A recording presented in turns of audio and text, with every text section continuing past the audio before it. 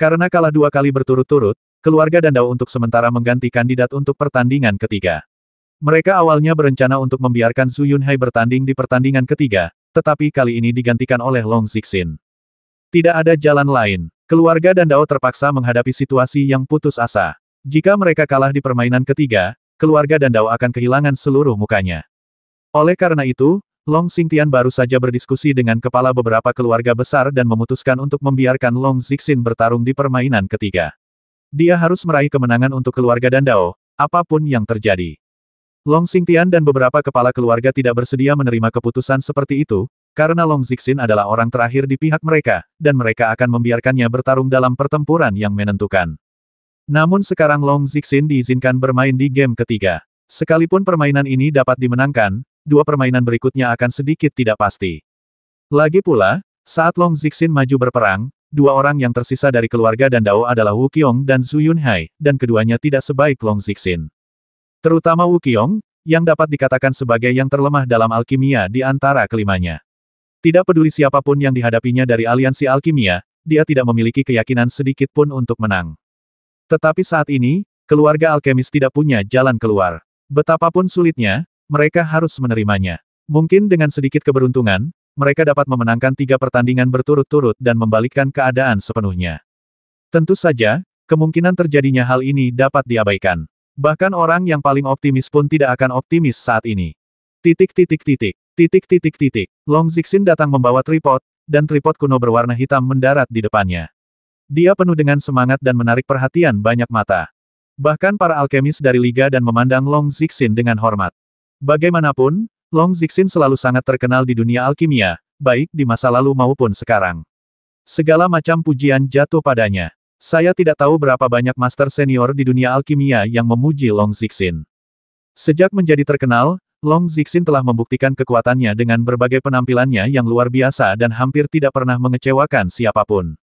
Mungkin satu-satunya saat ia kalah adalah ketika ia kalah dari ahli Tao Yu Qingcheng di kota Pinghai 7 tahun lalu.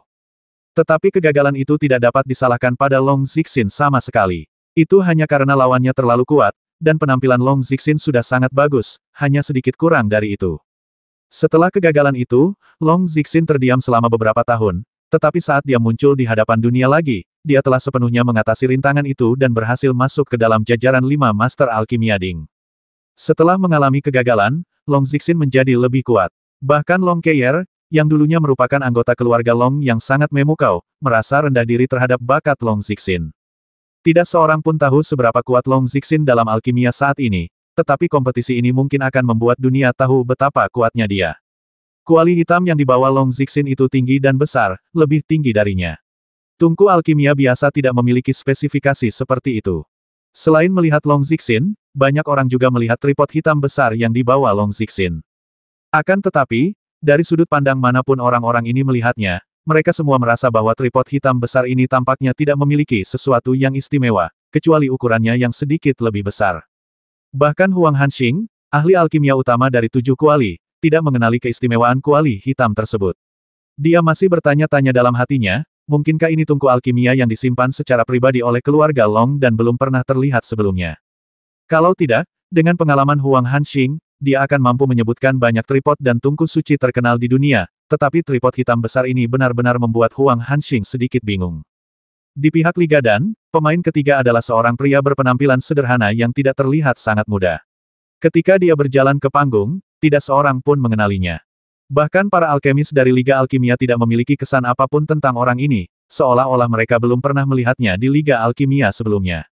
Meskipun Su Xiaotong, yang telah berpartisipasi dalam pertempuran sebelumnya, tidak terlalu terkenal, masih ada beberapa orang di Liga Dan yang mengenalnya.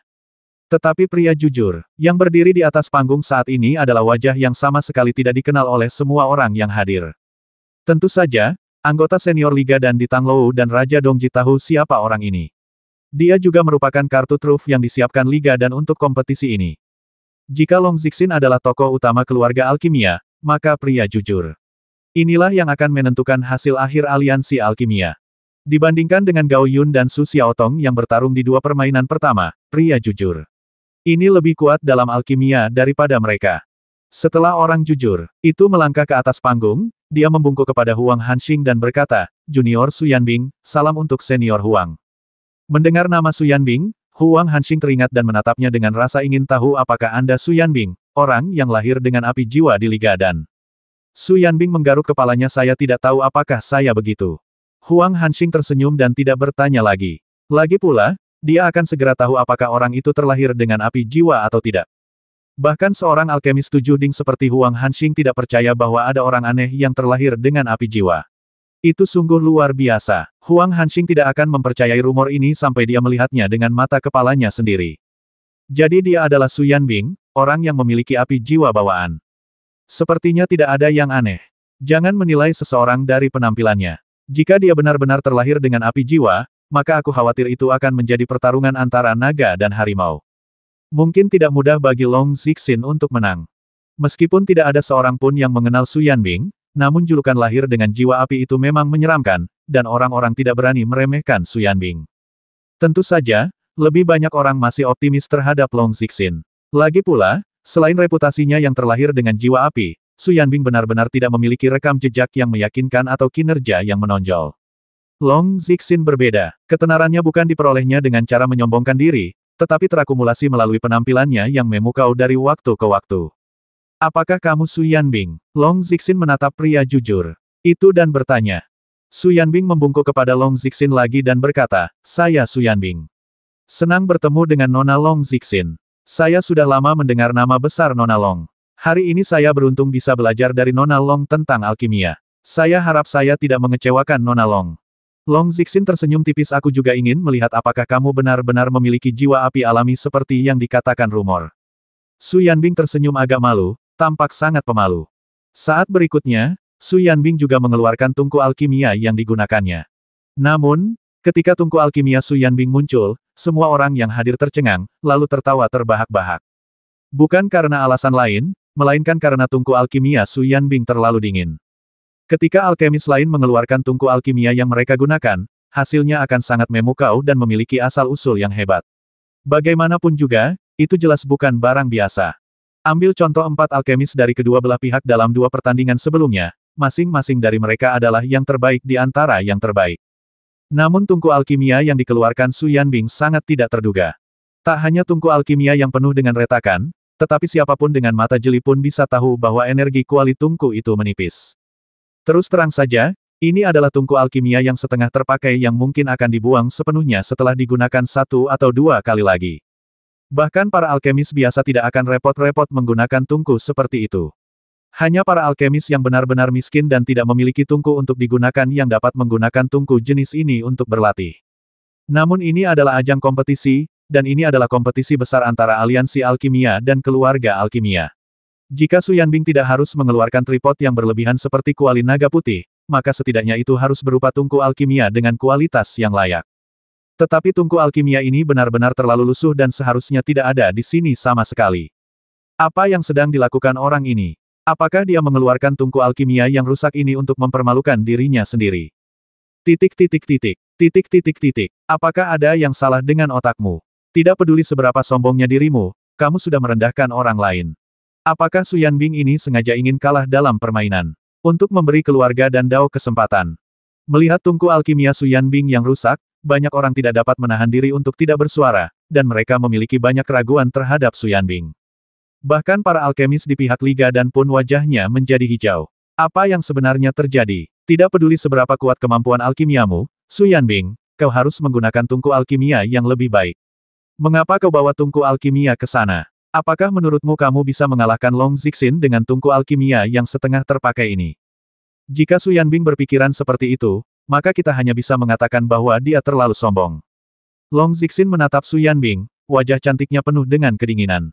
Apa, kau ingin mengalahkanku dengan tungku alkimia seperti itu? Long Zixin bertanya sambil mencibir, tampaknya sedikit marah. Su Yanbing tampak serius dan mengangguk ke arah Long Zixin. Long Zixin menggertakkan giginya, merasa amat marah. Bagaimanapun juga, dia memang terkenal, tetapi bagaimana mungkin Su Yanbing memandang rendah dirinya seperti itu? Wajah tua Huang Hanxing tampak gelap, dia juga kesal dengan ucapan serta perbuatan Su Yanbing yang tidak masuk akal. Orang tua itu berjalan mendekati Su Yanbing, menatapnya dari atas ke bawah, lalu menepuk-nepuk tungku alkimia yang penuh retakan.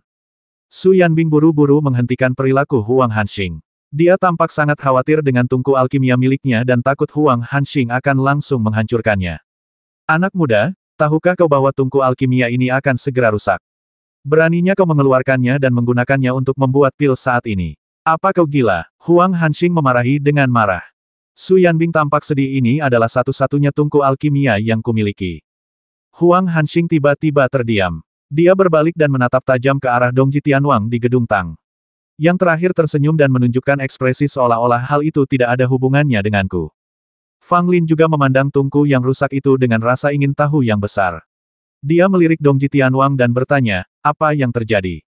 Dongji Tianwang tersenyum misterius, tunggu saja dan lihat, meskipun gadis Long sangat kuat, mungkin tidak mudah untuk mengalahkan anak laki-laki ini. Fang Lin mengerutkan kening dan berkata, biarkan saja dia menggunakan tungku yang setengah terpakai ini untuk membuat pil. Dongji Tianwang menatap Fang Lin dan bertanya dengan serius, jika itu kamu, bisakah kamu melakukannya?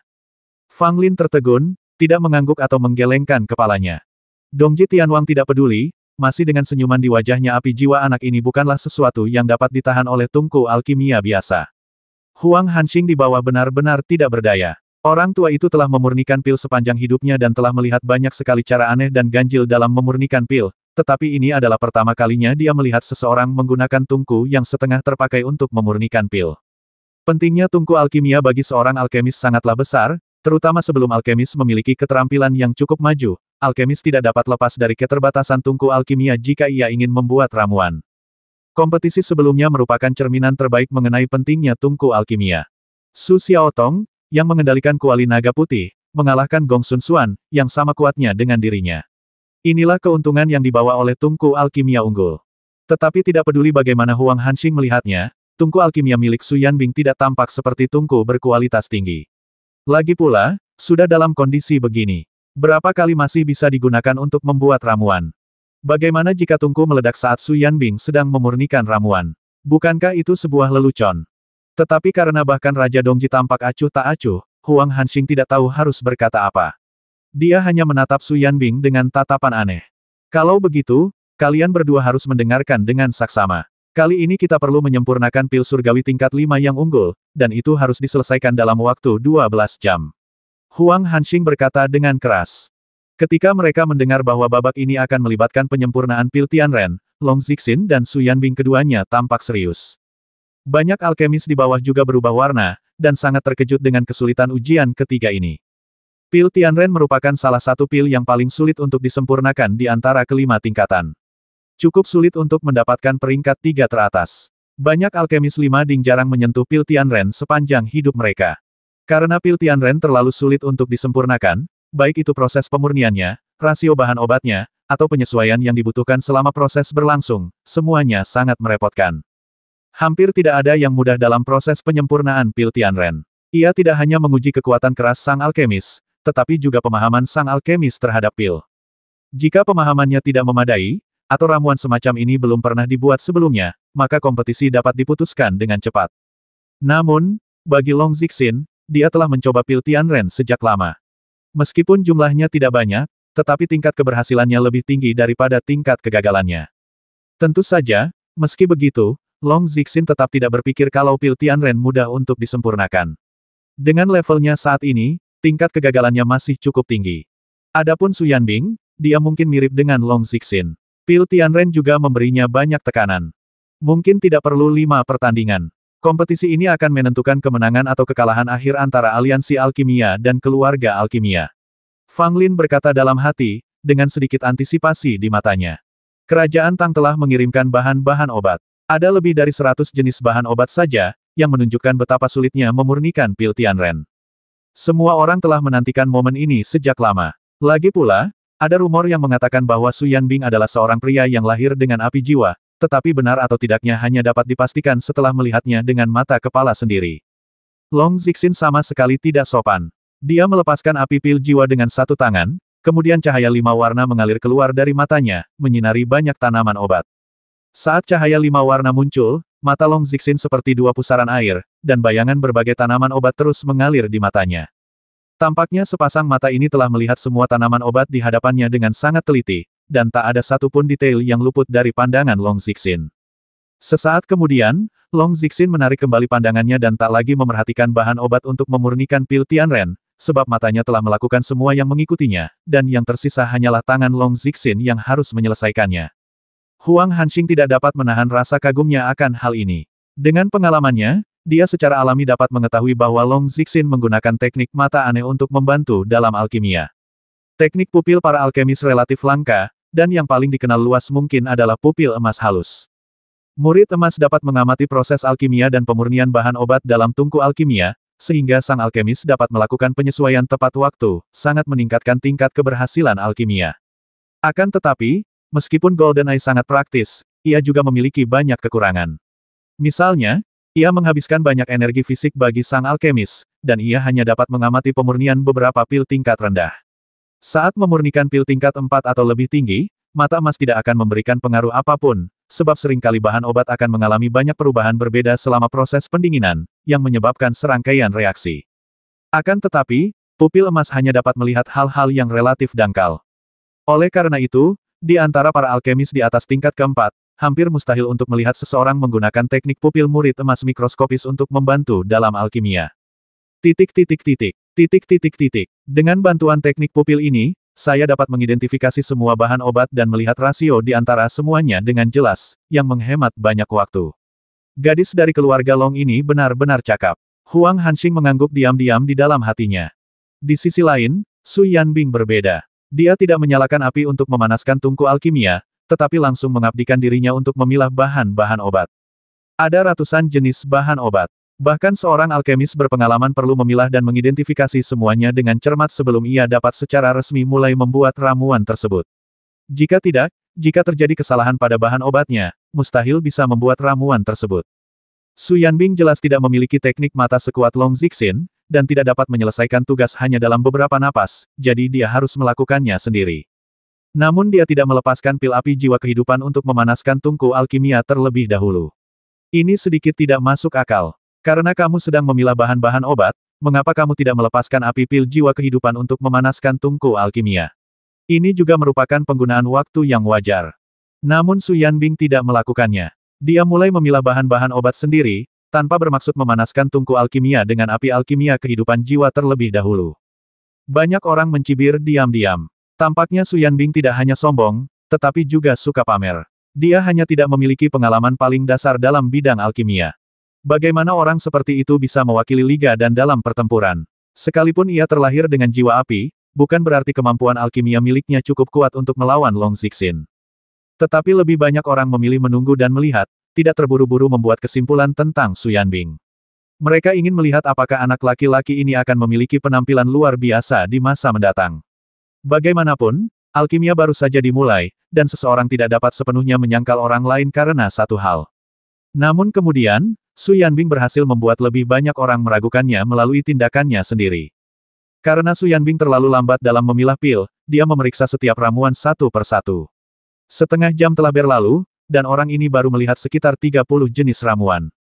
Dengan kecepatan ini, mungkin akan memakan waktu hampir 2 jam untuk memilah lebih dari 100 jenis tanaman obat. Mereka diberi waktu total 12 jam untuk memurnikan pil Tianren, dan Su Yanbing membuang-buang 2 jam pada langkah mendasar seperti memilah bahan obat.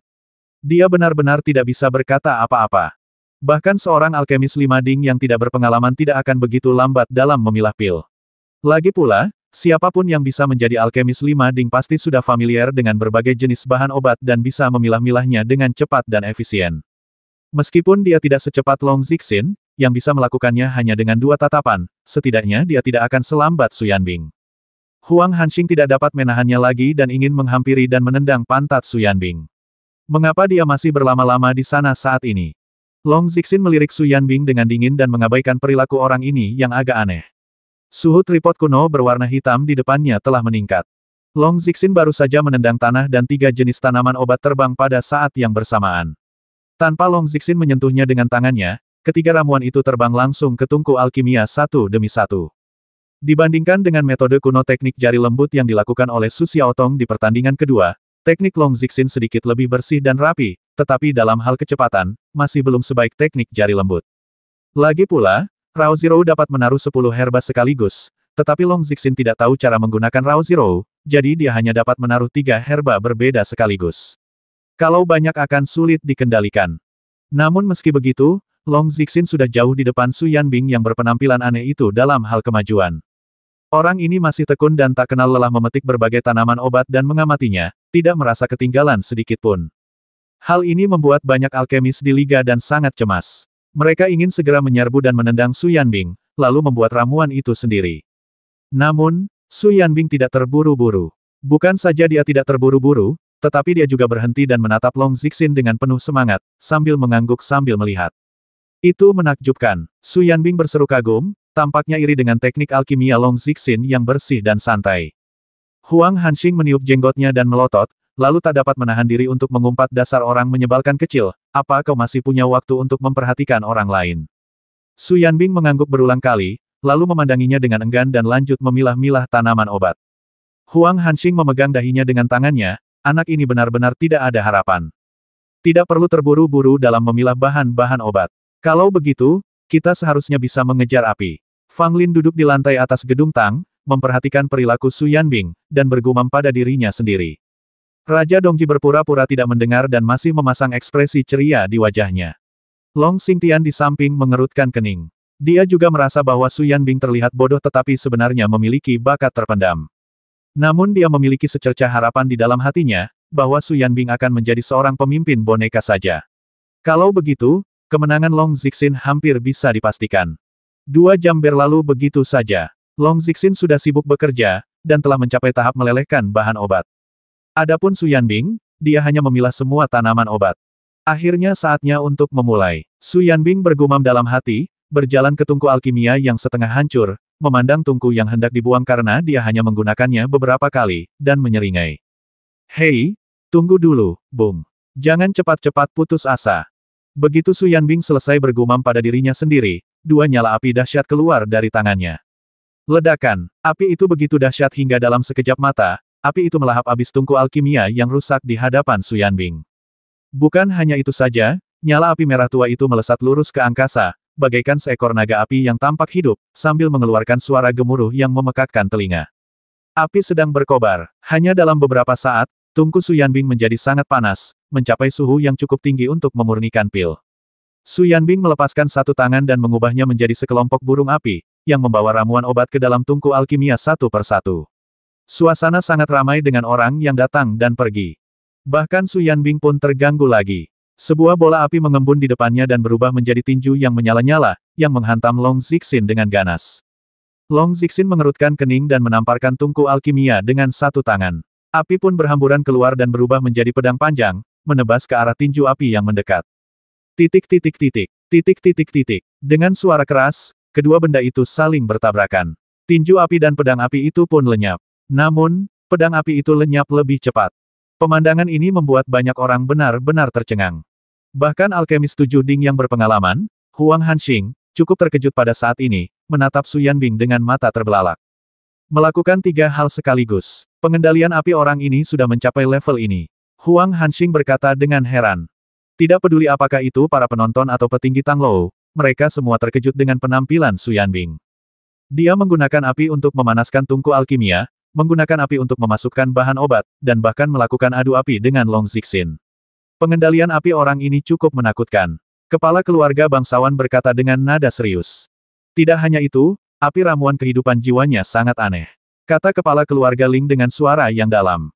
Aneh sekali. Api pil jiwa dan kehidupan anak ini jauh lebih kuat daripada api pil jiwa dan kehidupan biasa. Kepala keluarga Wu melanjutkan. Mungkinkah anak ini benar-benar terlahir dengan api jiwa? Jadi api jiwanya lebih kuat daripada api jiwa alkemis lainnya. Kepala keluarga Gongsun mengerutkan kening. Raja Dongji menoleh ke arah kepala keluarga itu, mencibir namun tidak berkata apa-apa, dan tawanya membuat kepala keluarga itu merasa mati rasa. Long Xingtian tidak mengatakan apa-apa. Penglihatannya lebih baik daripada para leluhur keluarga bangsawan, dan dia bisa melihat kekuatan sejati Su Yanbing. Di satu sisi, pil api kehidupan jiwa sangat kuat. Di sisi lain, kendali Su Yanbing atas api telah mencapai tingkat yang sangat mendalam. Api tampaknya menjadi bagian dari tubuhnya dan ia dapat menggunakannya sesuka hatinya. Hanya dalam hal ini saja, ia jauh melampaui alkemis biasa, terutama metodenya menggunakan api untuk menyerap bahan obat dan memasukkannya ke dalam tungku alkimia, yang bahkan lebih menakjubkan. Saya khawatir banyak alkemis akan merasa sulit mencapai langkah ini bahkan setelah bertahun-tahun berlatih keras. Kali ini, Long Zixin tertinggal jauh. Fang Lin berkata sambil tersenyum tipis. Hehe, apa pendapatmu tentang Su Yanbing?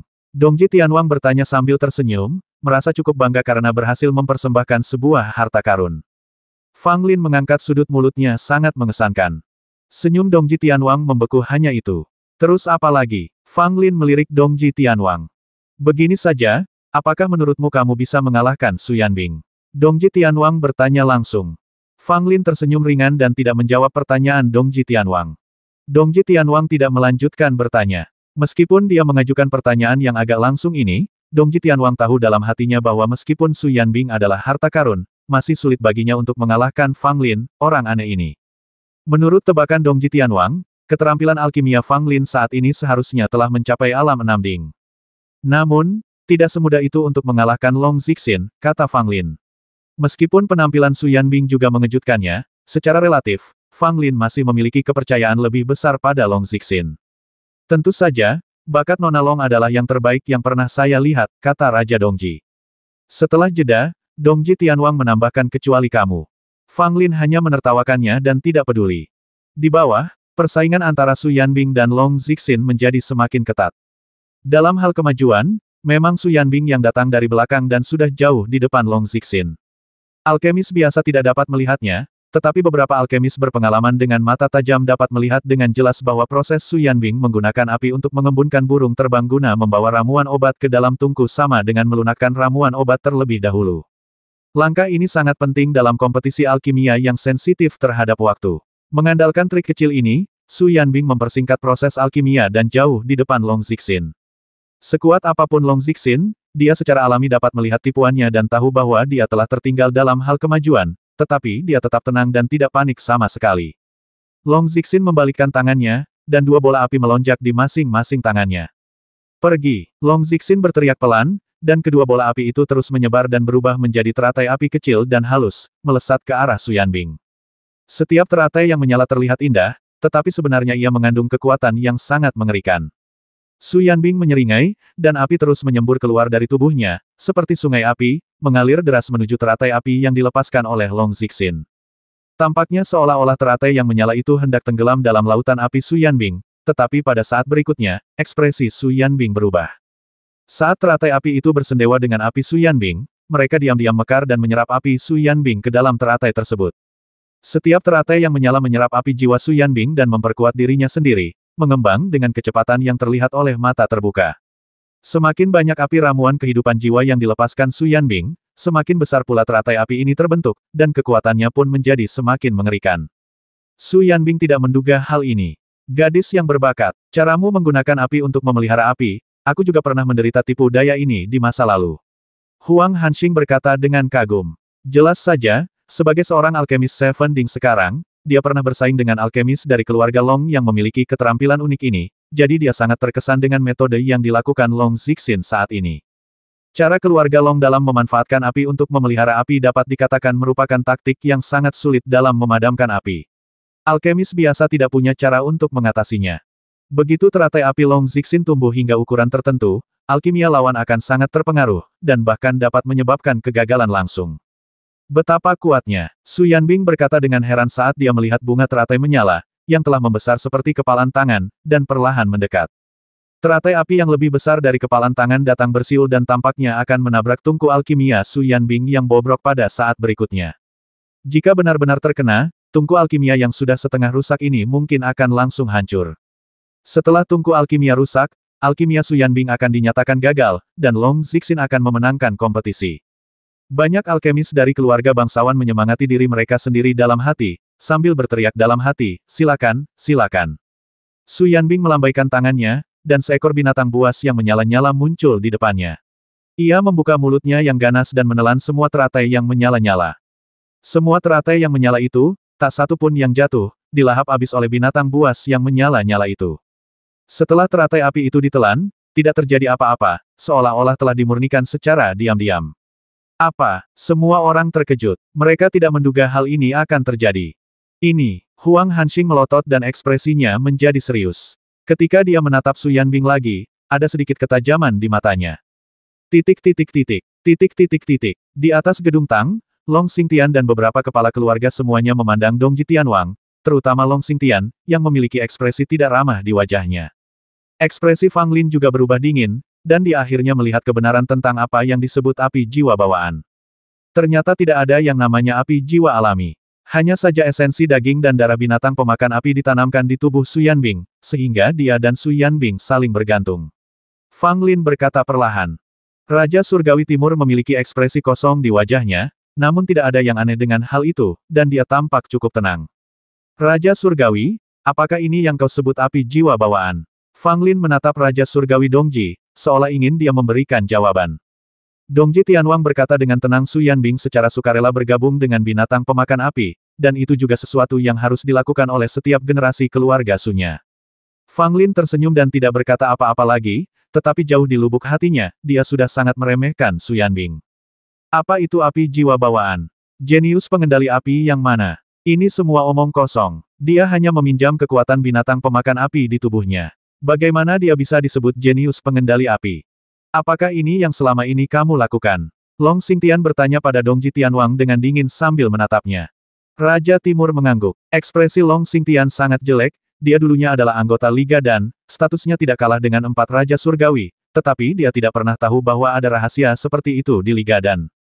Jelas, ini adalah sesuatu yang hanya Dongji Tianwang yang tahu, dan bahkan 3 Tianwang lainnya mungkin tidak mengetahuinya. Long Xingtian tidak mengetahui apapun tentang hal itu, yang menunjukkan betapa rahasianya masalah ini. Di setiap generasi keluarga Su, ada orang yang datang untuk bergabung dengan binatang pemakan api, dan setiap penggabungan menggunakan esensi daging dan darah binatang pemakan api generasi sebelumnya.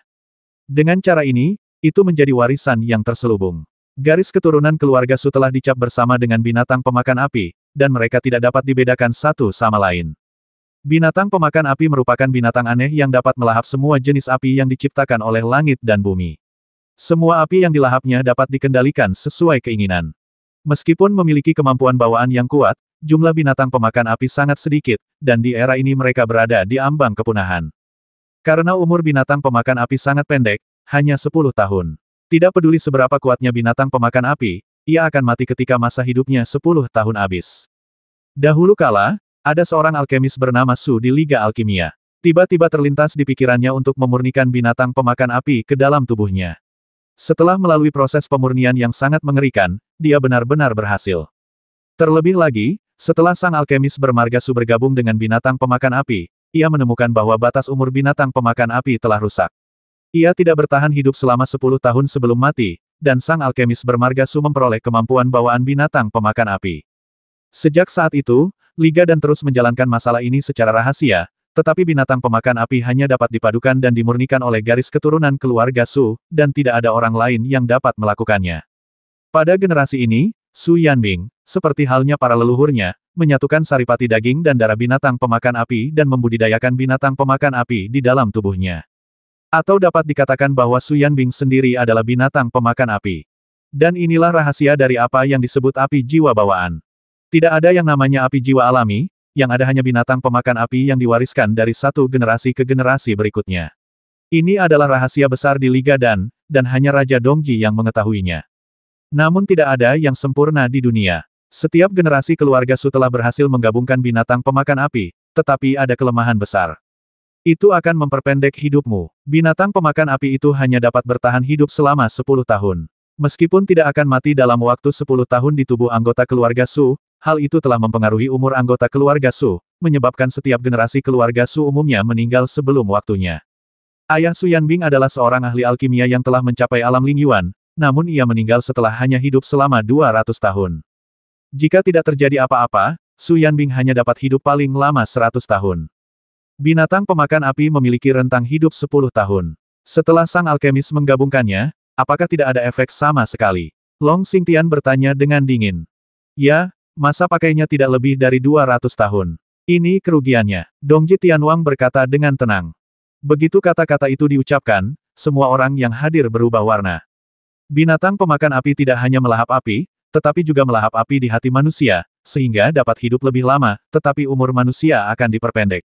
Cara ini tidak manusiawi. Fang Lin memandang Dongji Tianwang. Dongji Tianwang tersenyum pahit. Aku juga tahu itu. Lalu mengapa Anda membiarkan hal semacam ini terus terjadi? Fang Lin bertanya. Dongji Tianwang menggelengkan kepalanya. Keluarga Su bergantung pada binatang pemakan api ini untuk mata pencaharian mereka. Tanpa binatang pemakan api, keluarga Su-nya tidak akan ada apa-apanya. Kamu telah membiarkan setiap generasi keluarga Su memurnikan binatang pemakan api untuk menggunakan keluarga Su sebagai kartu truf bagi aliansi dan Long Xingtian berkata dengan tatapan buruk. Raja Dongji tidak membuat alasan apapun. Banyak hal tidak dapat dijelaskan dengan jelas dengan alasan. Entah karena kegigihan keluarga Su dalam memurnikan binatang pemakan api atau karena Raja Dongji secara diam-diam telah menyetujui hal ini, itu semua hanyalah sebagian dari alasannya.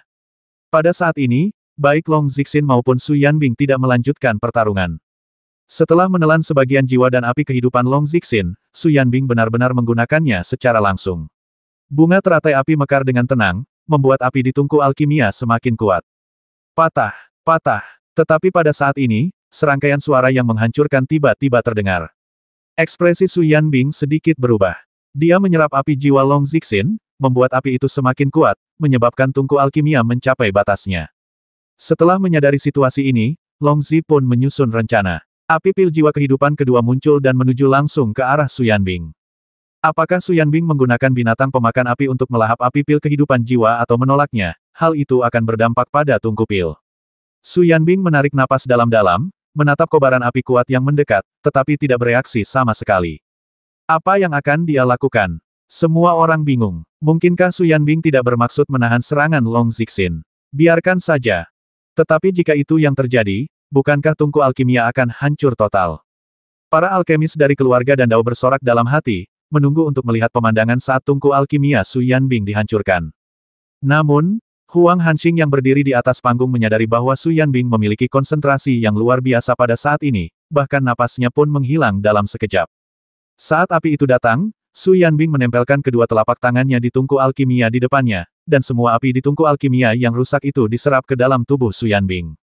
Api yang dilepaskan oleh Long Zixin tiba-tiba menyerbu ke dalam tungku alkimia yang rusak. Tetapi saat berikutnya, pemandangan yang diharapkan banyak orang tidak terjadi. Tungku alkimia tidak rusak. Sebaliknya, api Long Zixin memasuki tungku alkimia, menggantikan api Su Yanbing dan mulai melanjutkan pemurnian bahan obat. Su Yanbing menghela napas panjang, senyum kembali muncul di wajahnya, dan dia merasa lega. Titik titik titik. Titik titik titik. Semua orang tercengang. Banyak orang tidak bereaksi dan tidak tahu apa yang sedang terjadi. Kenapa? Kenapa tungku alkimia Su Yanbing tidak rusak total? Apa yang terjadi? Kenapa aku tidak bisa mengerti? Sepertinya, api jiwa Long Zixin telah memasuki tungku Su Yanbing. Mengapa ini terjadi? Banyak orang yang benar-benar bingung, tetapi beberapa orang mengerti setelah memikirkannya. Su Yanbing ini sungguh luar biasa. Pada saat api pil jiwa dan kehidupan Long Zixin menyerang, dia mengeluarkan apinya sendiri dari tungku alkimia dan membiarkan api pil jiwa dan kehidupan Long Zixin memasuki tungku alkimia, menggantikan apinya sendiri. Dia tidak menghentikan proses alkimia, juga tidak merusak tungku alkimia. Seorang alkemis tua yang telah memurnikan pil sepanjang hidupnya berkata dengan suara yang dalam, dengan keterkejutan di wajahnya. Kakek senior, apakah itu dibesar-besarkan seperti yang kau katakan? Seseorang di dekatnya jelas tidak percaya apa yang dikatakan sang alkemis tua itu. Sang alkemis tua mendengus dingin, bahkan tanpa melihat ke arah pria itu, dan melanjutkan, apa yang kukatakan sama sekali tidak berlebihan. Inilah yang dilakukan Su Yanbing. Tapi ini terlalu sulit dipercaya, kan? Menyalurkan apimu sendiri dan meminjam api lawan untuk terus memurnikan ramuan itu. Aku belum pernah mendengar hal seperti itu. Beberapa orang masih merasa bahwa itu terlalu misterius dan tak terbayangkan. Pencapaian dalam mengendalikan api, pemahaman tentang waktu, dan kepercayaan diri seorang alkemis semuanya sangat diperlukan. Bahkan kesalahan sekecil apapun akan menyebabkan kegagalan. Su Yanbing telah melakukannya dengan sempurna. Itu benar-benar sempurna. Sang alkemis tua berkata dengan suara yang dalam, nadanya penuh kekaguman terhadap Su Yanbing. Hanya dengan satu gerakan ini, Su Yanbing layak mendapat gelar jenius. Huang Hanxing berkata dalam hati. Meskipun dia sudah tahu bahwa ada binatang pemakan api di dalam tubuh Su Yanbing, namun kejadian tadi bukan karena binatang pemakan api itu, melainkan karena Su Yanbing memiliki pencapaian luar biasa dalam bidang alkimia. Long Zixin merasa sangat tidak nyaman saat ini. Api alkimia jiwa kehidupannya sebenarnya dipinjam oleh Su Yanbing. Tidak hanya gagal menghancurkan tungku alkimianya, tetapi juga memberi Su Yanbing kesempatan untuk memamerkan keahliannya.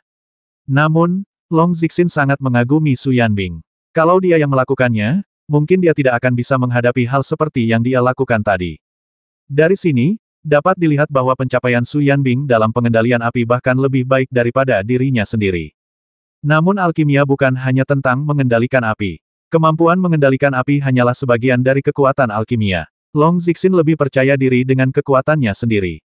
Pada saat ini, Su Yanbing melahap api pil jiwa dan kehidupan Long Zixin sambil terus-menerus melepaskan api pil jiwa dan kehidupannya sendiri untuk menggantikan api di tungku pil. Proses ini juga sangat rumit dan tidak bisa menoleransi kecelakaan apapun, karena di dalam tungku itu terdapat dua nyala api yang sangat berbeda, dan salah satunya adalah api jiwa milik lawan. Su Yanbing harus mengendalikannya dengan sempurna agar bahan obat tidak rusak sedikitpun. Su Yanbing tampak tenang, tidak ada kekhawatiran di matanya. Jelaslah bahwa dia sangat percaya diri dengan kemampuan pengendalian tembakannya dan tidak takut melakukan kesalahan apapun. Tepat setelah api Long Zixin sepenuhnya digantikan oleh Su Yanbing melakukan sesuatu yang tidak diharapkan oleh siapapun. Su Yanbing menamparkan tungku alkimia dengan telapak tangannya, dan tungku alkimia yang setengah terbuang, yang telah mencapai batasnya, hancur total. Energi kuali kecil yang tersisa di tungku diserap oleh api Su Yanbing. Api Su Yanbing juga berubah menjadi tungku alkimia, dan terus memurnikan berbagai bahan obat tanpa mempengaruhi proses alkimia sama sekali. Gunakan api sebagai kuali. Langkah ini jelas dimaksudkan untuk mencegah Long Zixin terus mengganggunya, jadi Su Yanbing langsung menghancurkan tungku alkimia itu sendiri, memeras sisa energi kuali di dalam tungku, lalu menggunakan api sebagai kuali untuk terus memurnikan ramuan. Akibatnya, Long Zixin tidak bisa lagi melakukan apapun dengan tungku alkimia milik Su Yanbing. Tentu saja, langkah ini juga sangat berbahaya. Tanpa tungku alkimia, proses alkimia akan menjadi beberapa kali lebih sulit. Pil Tianren sulit disempurnakan sejak awal, dan Su Yanbing tidak lagi memiliki tungku pil, sehingga mendorongnya ke dalam situasi putus asa. Jika kompetisi ini terus berlanjut seperti ini, Long Zixin kemungkinan besar akan menang. Kaisar Tang berkata di atas menara Tang. Banyak orang mengangguk setuju. Meskipun kemampuan pengendalian api Su Yanbing memang sangat kuat dan dia dapat memadatkan api ke dalam kuali untuk meneruskan penyulingan ramuan, niscaya dia memiliki kekurangan bawaan jika dibandingkan dengan Long Zixin yang memiliki kuali yang lebih unggul. Memang, tanpa tungku alkimia, Su Yanbing kemungkinan besar tidak akan mampu mengalahkan Long Zixin. Beberapa patriark keluarga alkimia menghela nafas lega, tetapi juga diam-diam menertawakan Dongji Tianwang di dalam hati mereka. Meskipun Su Yanbing sangat kuat, kemampuan pengendalian apinya sangat mencengangkan, dan dia juga memiliki binatang pemakan api di dalam tubuhnya, dia tidak memiliki tungku alkimia yang bagus untuk digunakan. Ramuan mujarab apa yang bisa dibuat menggunakan tungku alkimia yang setengah hancur dan rusak itu? Terlebih lagi, Su Yanbing bahkan tidak lagi memiliki tungku alkimia, jadi konsekuensinya bahkan lebih tidak dapat diprediksi. Bahkan jika Su Yanbing ingin menggunakan energi spiritual langit dan bumi untuk meningkatkan kualitas pil, itu tidak akan berhasil.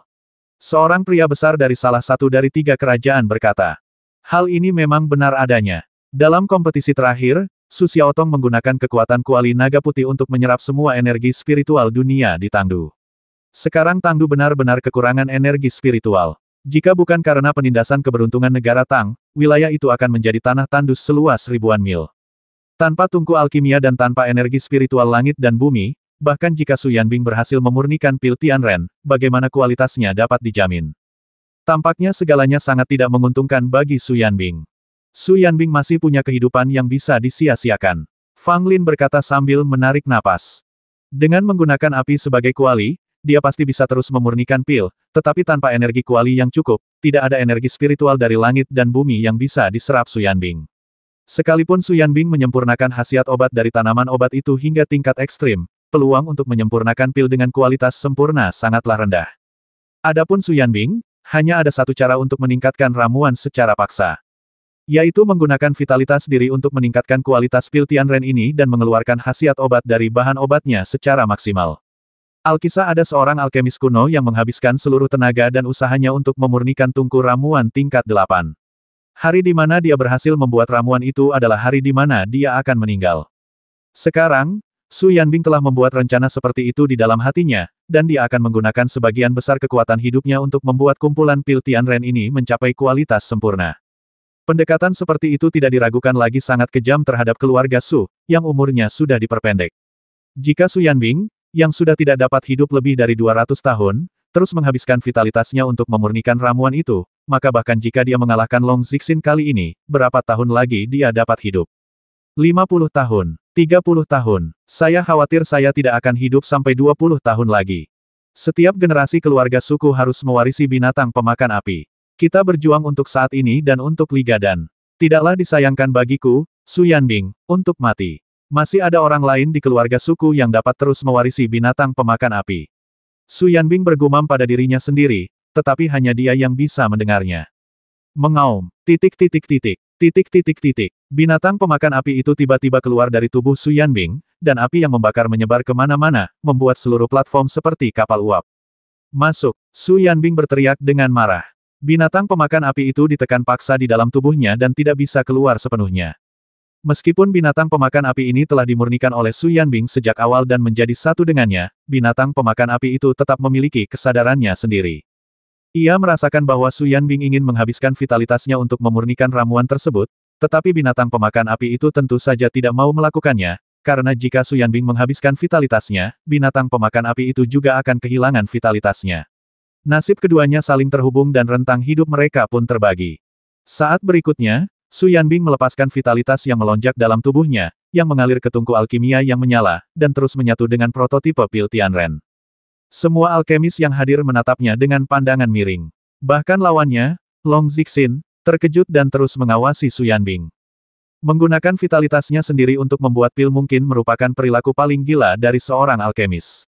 Alkemis manakah yang rela mengorbankan masa hidupnya hanya untuk menyelesaikan satu tungku pil?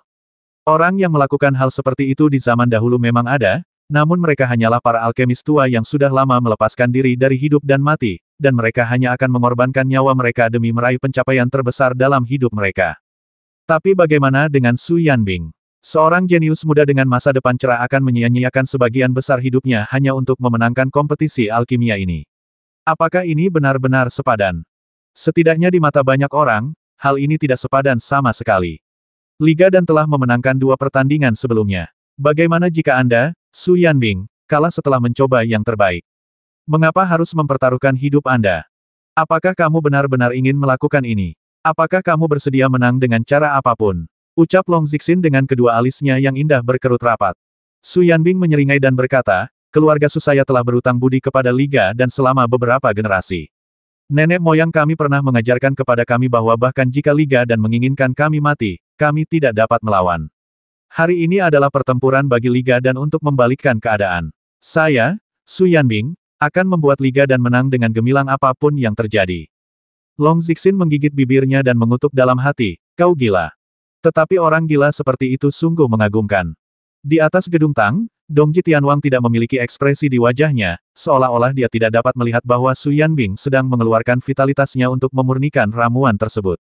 Kaisar Tang menghela napas pelan, jelas-jelas berpikir kalau tindakan Su Yanbing agak gila, dan sungguh disayangkan kalau bibit yang bagus harus mati secepat ini. Long Xingtian tampak tidak senang. Dia berpikir bahwa Su Yanbing pastilah niat Raja Dongji untuk memenangkan persaingan dengan cara ini. Fang Lin memasang ekspresi tenang di wajahnya, dan berkata perlahan inilah yang benar-benar dikejar oleh seorang alkemis. Banyak orang memandang Fang Lin dengan tatapan aneh. Ada banyak alkemis yang hadir, tetapi jika seseorang mengatakan bahwa menggunakan hidupnya untuk membuat pil adalah tujuan sejati seorang alkemis, maka mereka tidak akan pernah setuju. Apakah kamu bercanda? Kehidupan diri sendiri merupakan hal terpenting di dunia. Alkimia hanyalah sarana bagi mereka untuk bertahan hidup. Tidak perlu mengorbankan nyawa mereka. Mata Fang Lin dipenuhi kekaguman. Meskipun Su Yanbing tidak dilahirkan dengan api jiwa, ia memiliki keberanian untuk mengorbankan hidupnya demi alkimia. Ini cukup mengagumkan dan lebih baik daripada para alkemis biasa-biasa saja di dunia. Anda harus tahu bahwa Fang Lin di kehidupan sebelumnya juga mengorbankan hidupnya untuk memurnikan tungku pil reinkarnasi hidup dan mati. Harga yang dibayarnya tidaklah kecil. Su Yanbing tampak tenang seperti biasa, sama sekali tidak peduli meskipun hampir setengah vitalitasnya telah hilang, dan dia tidak berniat berhenti, membiarkan vitalitasnya terus berkurang. Binatang pemakan api itu terus melawan dan memberontak, namun Su Yanbing berhasil meredamnya dan tidak mampu mengubah apa yang telah terjadi. Terlihat dengan mata terbuka bahwa rambut Su Yanbing berangsur-angsur memutih, dimulai dari pelipisnya dan menyebar ke atas kepalanya. Wajah Su Yanbing juga menjadi kusam dan layu, dan dia tampak seperti orang yang lemah dan sakit-sakitan. Ledakan. Pada saat ini, perubahan yang tidak terduga tiba-tiba terjadi. Huang Hanxing mencengkeram bahu Su Yanbing, menghentikan tindakan Su Yanbing, dan menghancurkan alkimia Su Yanbing sepenuhnya. Tungku alkimia yang menyala langsung menghilang, dan beberapa pil Tianren yang belum terbentuk sepenuhnya jatuh langsung ke peron. Su Yanbing tertegun dan ingin mengatakan sesuatu, tetapi Wang Hanxing menamparkan bagian belakang kepalanya dan dia langsung kehilangan kesadaran. Perubahan yang begitu mendadak tidak mengejutkan siapapun, bahkan petinggi di Tanglou pun tercengang. Dongji Tianwang adalah orang pertama yang berdiri dan melotot ke arah Huang Hanxing. Huang tua, apa yang akan kamu lakukan? Huang Hanxing meraih Su Yanbing dan melompat tanpa melihat siapapun, ingin pergi saat itu juga. Kamu mau pergi kemana? Dongji Tianwang menyerang dengan marah, dan telapak tangan besar jatuh dari langit. Seluruh Tangdu berada di bawah pohon palem ini.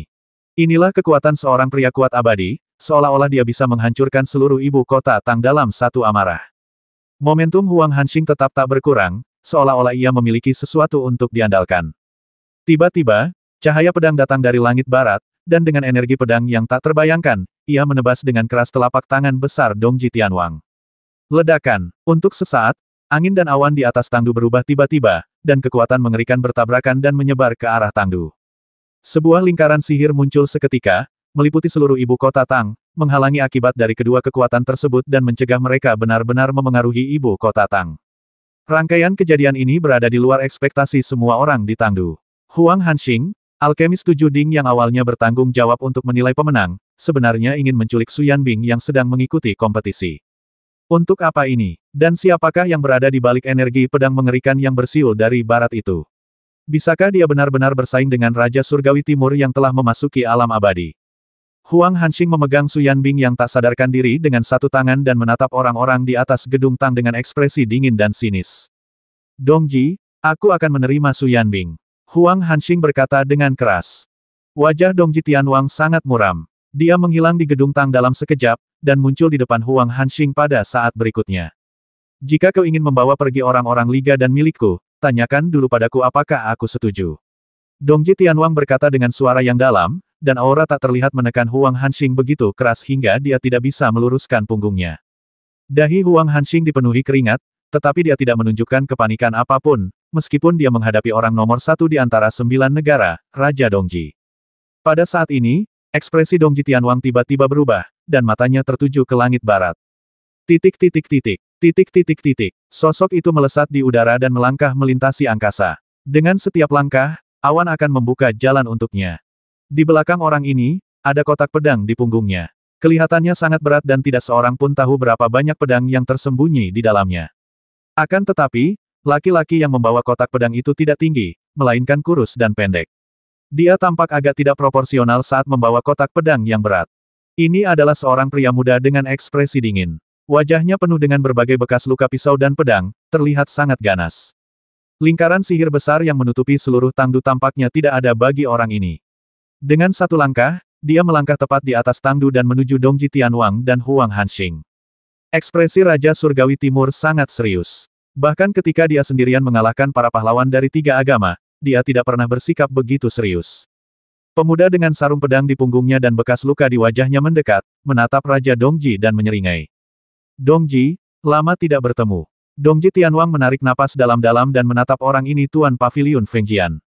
Begitu kata-kata itu diucapkan, semua orang di bawah terkejut. Bahkan para petinggi di Tanglou pun mengubah wajah mereka secara drastis. Tuan Paviliun Fengjian, orang ini sebenarnya adalah pemimpin Paviliun Fengjian yang tidak pernah muncul dalam rumor. Fang Lin berdiri di gedung Tang, menatap pemuda yang membawa kotak pedang, dengan kewaspadaan dan ketakutan di matanya. Dia tidak menyangka bahwa pemimpin Paviliun Pedang Penyegel akan tiba-tiba muncul pada saat ini. Bagi Fang Lin dan Istana Penelan Surga, Paviliun Penyegel Pedang bisa dikatakan sebagai musuh yang lebih besar daripada 3 agama dan balai pembantaian tersembunyi, terutama Master Paviliun Penyegel Pedang yang hanya ada dalam rumor namun tidak pernah benar-benar menampakkan diri. Hal ini membuat Fang Lin sangat khawatir. Sekarang, Tuan Paviliun Pedang Penyegel benar-benar muncul di sini secara langsung, dan tampaknya dia mempunyai niat jahat. Huang Hanxing menggendong Su Yanbing dan datang ke belakang pemuda itu, sambil bersikap sangat hormat padanya. Bawa dia pergi dulu. Huang Hanxing dari tim junior memerintahkan. Huang Hanxing mengangguk dan hendak membawa Su Yanbing pergi dari Tangdu. Pada saat ini, beberapa sosok terbang ke udara di bawah, mencoba menghentikan Huang Hanxing membawa Su Yanbing pergi. Orang-orang ini semua adalah penguasa Liga Dan. Mereka sangat kuat dan telah mencapai tingkat keabadian kecil. Pemuda itu hanya melambaikan tangannya, dan energi pedang yang tak terhitung jumlahnya muncul dan menyerbu ke arah para penguasa Liga Dan. Mundur! Dongji Tianwang berteriak dan menyerang hampir bersamaan. Dengan mengarahkan jarinya, cahaya jari yang terang itu terus menyebar, menghalangi semua energi pedang pemuda itu. Semua Master Liga Dan itu ketakutan. Ketika energi pedang menyerang mereka tadi, mereka merasa tidak punya tempat untuk bersembunyi, dan sepertinya selama energi pedang mengenai mereka, mereka pasti akan mati. Jika Raja Dongji tidak turun tangan untuk menghalangi serangan mereka, mereka pasti sudah dalam bahaya kematian sekarang. Beberapa orang tidak berani untuk terus menghentikan mereka, dan hanya bisa mundur sementara sesuai perintah Raja Dongji, dengan kemarahan dan keengganan di wajah mereka. Denganku di sini, tak seorang pun dapat menghentikanmu. Pemuda itu berkata pada Huang Hanxing. Huang Hanxing mengangguk, tetapi melihat Kaisar Tang mengenakan jubah naga emas melompat dan berdiri di depan Huang Hanxing, menghalangi jalannya. Bagaimana kau bisa datang dan pergi sesuka hatimu menggantikanku? Kaisar Tang berkata dengan tidak ramah. Banyak penguasa kerajaan juga muncul bersama, masing-masing dari mereka memiliki aura yang panjang dan dalam, dan mengelilingi Huang Hanxing dan pemuda itu. Ini adalah ibu kota Tang. Kamu mengabaikan formasi sihir dan menerobos masuk. Tidak mudah untuk pergi sekarang. Kaisar Tang menatap pemuda itu dan berkata sambil mengerutkan kening. Pemuda itu tampak tanpa ekspresi dan melirik Kaisar Tang, bisakah kau menghentikanku? Kaisar Tang mendengus, meskipun kamu adalah penguasa paviliun Fengjian, kamu hanya satu orang. Pemuda itu tertawa terbahak-bahak, hanya aku yang bisa mengalahkan semua orang di dunia. Kalian, orang-orang yang tidak penting, berani menghentikanku. Semua orang berubah warna. Pria muda ini terlalu sombong. Anda harus tahu bahwa banyak pahlawan telah berkumpul di Tangdu saat ini. Tidak dapat dipastikan ada berapa banyak guru. Tapi dia memperlakukan para pahlawan Tangdu sebagai bukan apa-apa. Dan Anda masih menyebut semua orang ayam dan guk-guk. Ini termasuk Kaisar Tang, Long Xingtian dan lainnya. Sekalipun dia adalah pemimpin paviliun pedang penyegel yang hanya ada dalam rumor, dia seharusnya tidak begitu sombong. Pada saat ini, Long Xingtian dan kepala banyak keluarga juga muncul di langit. Namun, kecuali Long Xingtian, para kepala keluarga lainnya memiliki tatapan ambigu di mata mereka, dan tampak enggan muncul. Long Xingtian menatap pemuda itu dan bertanya dengan suara yang dalam, apakah Anda Tuan Paviliun Fengjian? Pemuda itu menoleh ke arah Long Xingtian dan berkata, Tuan keluarga Long, apakah Anda akan menghentikanku juga? Kamu telah merusak kompetisi ini, jadi sudah sewajarnya aku menghentikanmu, kata Long Xingtian. Pemuda itu mengangguk, baiklah, kau layak untuk kugunakan pedang di kotak pedangku. Setelah berkata demikian, pemuda itu memandang sekelilingnya, tetapi hanya sedikit orang yang menarik perhatiannya. Sayang sekali tidak banyak di antara kalian yang layak mendapatkan pedangku. Pemuda itu berkata, dan akhirnya matanya tertuju pada Raja Dongji.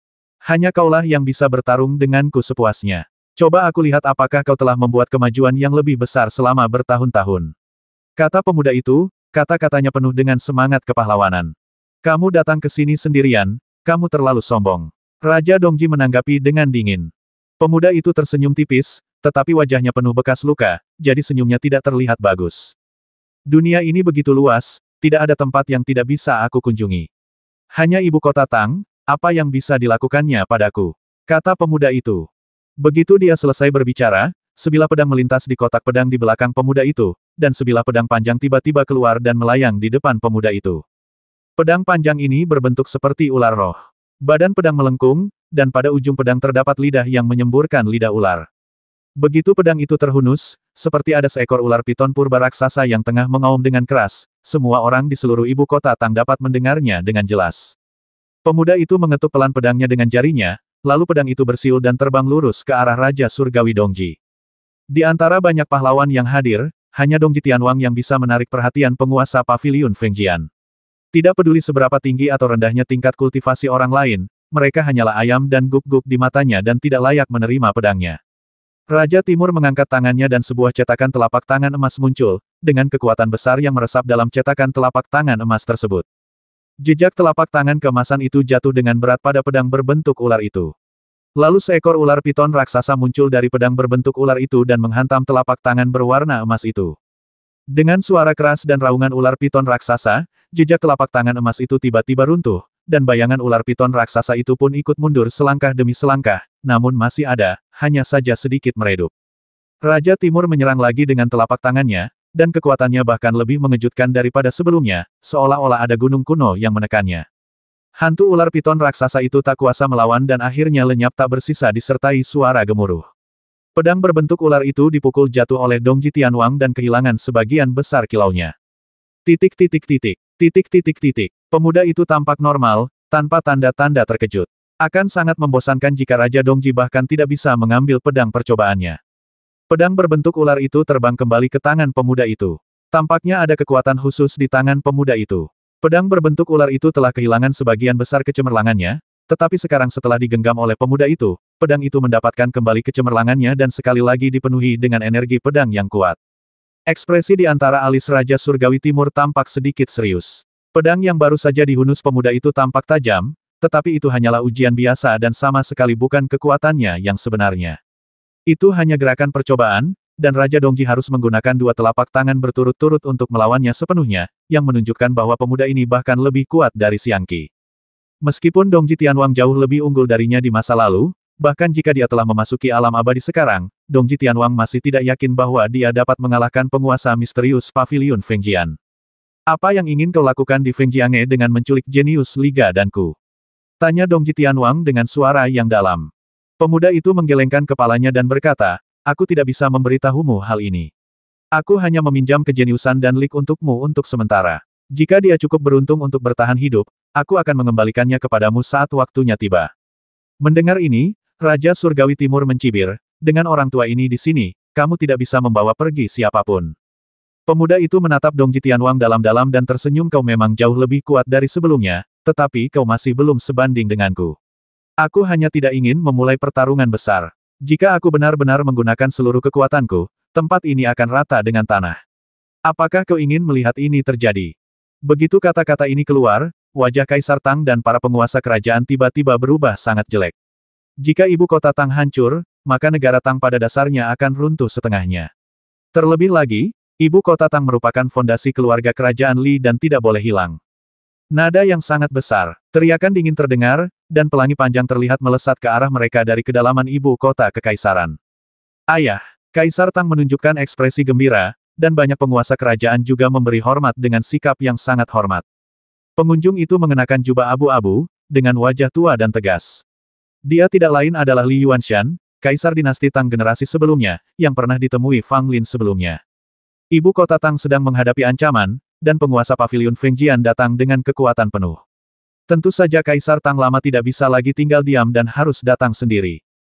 Kaisar Tang Lama tidak muncul selama beberapa waktu, dan hanya sedikit orang yang mengetahui keberadaannya. Ketika Kaisar Tang tua muncul pada saat ini, banyak orang di ibu kota Tang sangat terkejut. Mereka tidak menyangka bahwa mantan kaisar itu masih hidup. Li Yuanshan mengangguk pada Dongji Tianwang dan Long Xingtian, lalu menatap pemuda itu dengan ekspresi serius yang sulit disembunyikan. Pemuda itu melirik Li Yuanshan dan tersenyum tipis setengah langkah menuju keabadian, tetapi tampaknya dia masih sedikit kurang untuk memasuki alam keabadian sejati. Meskipun aku tidak bisa dihancurkan, aku cukup kuat untuk melawanmu. Li Yuanshan berkata, rambut dan jenggotnya berdiri tegak dan auranya melonjak. Meskipun dia sudah tua, dia pernah menjadi orang yang paling berkuasa di kerajaan Tang, dan momentumnya masih ada sampai sekarang. Dengan cara ini, pemuda itu harus menghadapi serangan gabungan dari beberapa orang kuat selain Dongji Tianwang, termasuk Long Xingtian, Kaisar Tang Lama Li Yuanshan, dan Kaisar Tang saat ini. Tetapi meskipun begitu, tetap saja tidak tampak ekspresi tegas di wajah pemuda itu, dan dia terlihat sangat santai. Fang Lin tidak muncul di Menara Tang. Saat ini, dia masih belum yakin tentang kekuatan pemuda itu. Terlebih lagi, pemimpin Paviliun Fengjian ingin membawa Su Yanbing keluar dari Liga dan kali ini. Ini tidak ada hubungannya dengan dia, jadi dia memilih menunggu dan melihat. Terlebih lagi, Fang Lin juga ingin melihat seberapa kuat pemimpin Paviliun Pedang Penyegel yang dikabarkan ini. Jika dia dan Du Guonian bergabung, bisakah mereka mengalahkannya? Pemuda itu melihat sekelilingnya dan senyum muncul di wajahnya. Bagus sekali, karena kalian semua ingin menjadi musuhku, aku bisa melepaskannya. Kata pemuda itu sambil menatap semua orang di Tangdu. Suasana yang tidak biasa secara bertahap menyebar ke seluruh ibu kota Tang, seolah-olah aura pemuda itu telah menyebar ke seluruh ibu kota Tang tanpa ada yang menyadarinya. Dengung-dengungan-dengungan. Di dalam ibu kota Tang, pedang banyak prajurit mulai bergetar. Pedang itu tersegel di dunia. Pemuda itu meraung panjang, dan dalam sekejap pedang-pedang panjang yang tak terhitung jumlahnya keluar dari sarungnya, menanggapi suara pemuda itu. Apa yang sedang terjadi? Pedangku terbang.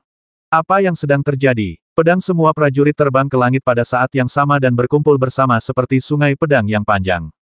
Pemimpin Paviliun Fengjian, pemuda itu melompat dan berdiri di sungai pedang yang panjang, menginjak pedang-pedang panjang yang tak terhitung jumlahnya. Pemandangan ini tidak akan pernah dilupakan oleh siapapun di Tangdu saat ini. Pada saat ini, para pendekar pedang yang berlatih kendo terkejut dan menunjukkan fanatisme pada saat yang sama. Ini benar-benar pendekar pedang sejati. Begitu kata-kata itu diucapkan, semua pedang di dunia akan merespons. Saya ingin bertanya, di antara semua pendekar pedang zaman dulu dan zaman sekarang, siapa yang memiliki sikap seperti itu? Wajah orang-orang kuat seperti Dongji Tianwang juga berubah. Sungai pedang yang panjang terbentuk dari kumpulan pedang-pedang panjang yang tak terhitung jumlahnya, walaupun kualitas pedang-pedang itu bervariasi, namun kekuatan pedang yang terbentuk dari gabungan semuanya itu sungguh mengerikan. Semua pendekar pedang di dunia akan masuk dalam daftar peringkat pedangku. Semua pedang terkenal di dunia ada di paviliun pedang tertutup milikku. Berapa banyak pendekar pedang yang ada di masa lalu dan sekarang? Siapa yang bisa berjalan bahu-membahu denganku? Dengan adanya aku di sini, siapakah di dunia ini yang berani menyebut dirinya seorang pendekar pedang? Pemuda itu bernyanyi dengan keras, sungai pedang di bawah kakinya semakin melonjak, dan energi pedang menjadi lebih kuat. 1630